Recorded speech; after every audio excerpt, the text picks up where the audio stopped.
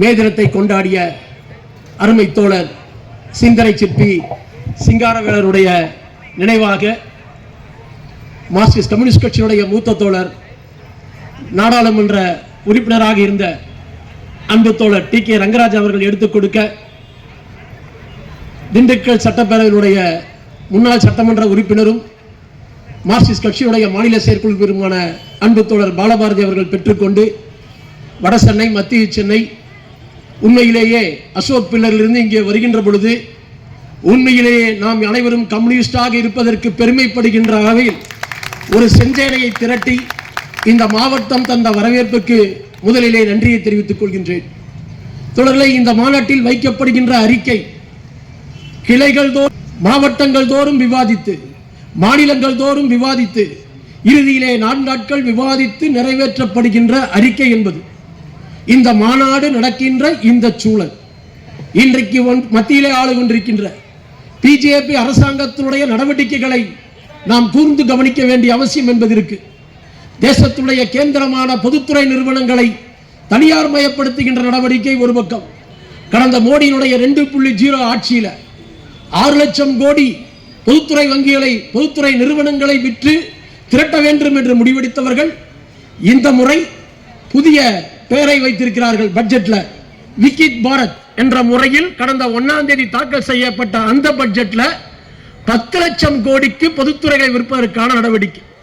மோடியினுடைய ஆட்சியில ஒரு பொதுத்துறை நிறுவனங்களை கூட உருவாக்கவில்லை. இந்திய நாட்டில் ஆண்டுதோறும் 2 கோடி பேருக்கு வேலை என்று சொன்னவர்கள், வங்கி கணக்கில் காசு போடுறேன்னு சொன்னவங்க எதையும் செய்ய முடியாத ஒரு அவல நிலை. பட்டேலுக்கு சிலை வைத்ததும் கும்பமேளாவுக்கு செலவு செஞ்ச காசையும் அணைச்சிருந்தால் இந்தியாவில் இருக்கக்கூடிய பல்லாயிரக்கணக்கான இளைஞர்களுக்கு வேலை வாய்ப்பு கொடுத்திருக்கலாம். உலகத்திலேயே அதிகம் படித்த இளைஞர்கள் இருக்கக்கூடிய நாடு இந்தியா. படித்த இளைஞர்கள் அதிகமாக வேலை இல்லாமல் இருக்கக்கூடிய நாடும் இந்தியா. குறைந்த வயதில் ஓய்வு பெறுகின்ற நாடும் இந்தியா. எங்கிருந்து கேட்கிறீங்களா? அக்னிபாத் 21 வயசுல ரிட்டையர்ட் ஆகிறான். 4 வருஷம் தான் வேலை செய்யறான். அதுக்கப்புறம் எங்க வேணும்? ஏடிஎம்ல செக்யூரிட்டியா போய் நிற்க வேண்டிய ஒரு அவல நிலை என்பது இன்னைக்கு இந்திய தேசத்தில் உருவாயிட்டு. இந்திய தேசத்தினுடைய பொறுத்துறை நிறுவனங்கள் எல்லாம் யாருக்கு கொடுக்கிறா? அதானிக்கு கொடுக்கிறா. ஒரு நாட்டினுடைய வளர்ச்சி என்பது எதை நோக்கி இருக்கிறது அப்படின்னு பார்த்தோம் சொன்னா, தேசத்தினுடைய முன்னேற்றம். வானியிருந்த கட்டடங்கள் கிடையாது, அதே போல நவீன கார்கள் வசதிகள் கிடையாது, பளிங்கு போல சாலைகள் கிடையாது. இவைகள் யாருக்கு பயன்படுகிறது என்பதுதான் இன்றைக்கு இருக்கிற கேள்வி. வானியிருந்த கட்டணத்துல சாதாரண தொழிலாளி இருக்கல, அம்பானியும் அதானி வயராக இருப்பதற்காக ஒரு ஏற்பாடுகள். பொதுத்துறைகள் யாருக்கு? அம்பானி வயராக.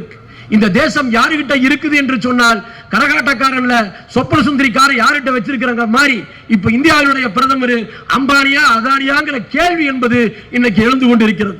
ஏன்னா இவர்கள் என்ன சொல்கின்றார்களோ அதை அமுல்படுத்தக்கூடிய நாடாக இன்னைக்கு இந்தியா என்பது இருக்கு.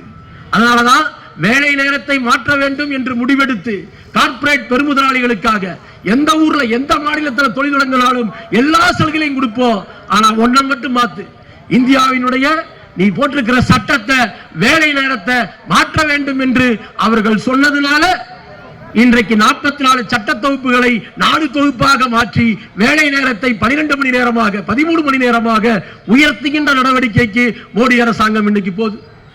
நீங்க உலக பட்டினி குறியீடுல உலக நாடுகள் 127 127ல நாம எங்க இருக்கிறோம் தெரியுமா? 125. இந்தியாவில் ஒவ்வொரு நிமிடத்திற்கும் இன்றைக்கு குழந்தைகள் பிறக்கின்ற குழந்தைகள் இறக்கக்கூடிய அவல்நிலை என்பது இருக்கு.